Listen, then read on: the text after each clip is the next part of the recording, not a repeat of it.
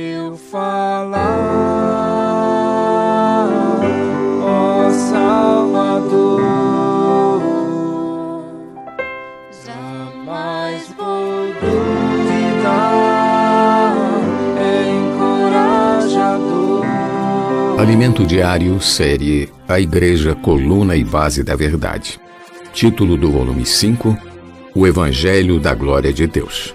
Autor, Esdras Mar. Título da semana 3, O Evangelho da Glória de Deus, parte 2. Terça-feira.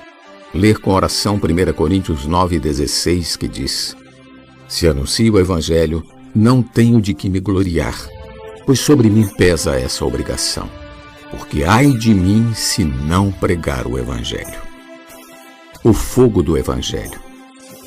Sabemos que o inimigo de Deus não teme grandes ajuntamentos, nem conhecimento ou teologia humanos. O que realmente abala o inimigo é uma vida que expressa Deus, como foi a vida de Jesus e a do apóstolo Paulo. Agora, no tempo do fim, a igreja deve cumprir o encargo de manifestar Deus na carne, que é o grande mistério da piedade. No final da seguinte porção, vemos representadas as 3 partes de nossa alma. 2 Timóteo 1, 6 e 7 diz: Por esta razão, pois, te admoesto que reavives o dom de Deus que há em ti, pela imposição das minhas mãos.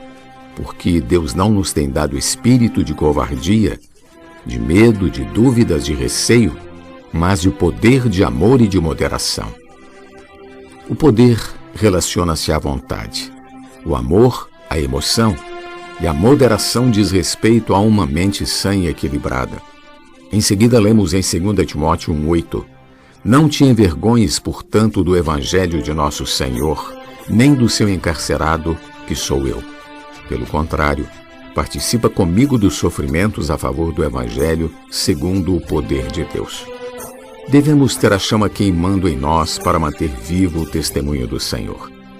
Nesse versículo também é mencionada a cumplicidade com o apóstolo, a unidade com o encargo com a economia neotestamentária de Deus e com o ensinamento dos apóstolos.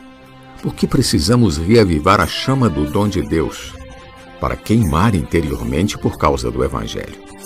Quando nos envolvemos com o Evangelho, experimentamos sofrimentos, pois o inimigo ataca. O inimigo não teme que a igreja pregue prosperidade ou outros assuntos. Quando a igreja prega o evangelho genuíno, o evangelho simples da salvação do Senhor Jesus, o evangelho da verdade, o evangelho de uma vida que expressa Deus, o inimigo vem e ataca. Não há nada que restaure mais a vida de um cristão do que pregar o evangelho e ver alguém receber a vida de Jesus. Isso é realmente renovador. Paulo testemunhou: Se anuncio o Evangelho, não tenho de que me gloriar, pois sobre mim pesa essa obrigação. Porque ai de mim se não pregar o Evangelho. 1 Coríntios 9,16. Temos aqui a palavra obrigação. Eu não aprecio muito essa tradução pelo seguinte: por exemplo, você é obrigado a respirar? Em certo sentido, não. Mas ai de você se não respirar. No período em que vivi nos Estados Unidos, presenciei crianças fazendo pirraça, prendendo a respiração até ficarem roxas. Mas de repente não aguentam mais e respiram. Então a respiração não é uma obrigação, mas uma necessidade vital. O cristão, um ser humano regenerado pela vida de Deus, tem a necessidade de pregar o Evangelho. Quando me converti, eu queria pregar o Evangelho. Mas naquele tempo não havia aperfeiçoamentos como hoje. Eu não sabia como pregar o Evangelho, embora tivesse tentado muitas vezes. Mais tarde aprendemos a bater as portas, e foi quando experimentei uma verdadeira realização pessoal. Minha esposa e eu saímos todas as noites para bater as portas e conduzir centenas de pessoas à salvação. Isso me trouxe muita felicidade, pois um cristão tem necessidade de se multiplicar, de expandir a vida divina que está em seu interior. Essa necessidade ou obrigação de pregar o Evangelho estava sobre Paulo, que declarou: Se o faço de livre vontade, tenho galardão, mas se constrangido, é então a responsabilidade de dispenseiro que me está confiada. 1 Coríntios capítulo 9, versículo 17. Deus nos confiou essa responsabilidade de ministro, de dispenseiro, de mordomo em sua casa. Somos os distribuidores do Evangelho que nos foi confiado. Esse Evangelho é elevado, pleno, completo, pois contém a economia de Deus. Continuando a leitura, vemos o esforço de Paulo pelo Evangelho. Nesse caso, qual é o meu galardão? É que, evangelizando, proponha de graça o Evangelho para não me valer do direito que ele me dá, porque, sendo livre de todos, fiz-me escravo de todos, a fim de ganhar o maior número possível. Procedi para com os judeus como judeu, a fim de ganhar os judeus. Para os que vivem sob o regime da lei, como se eu mesmo assim vivesse, para ganhar os que vivem debaixo da lei, embora não esteja eu debaixo da lei.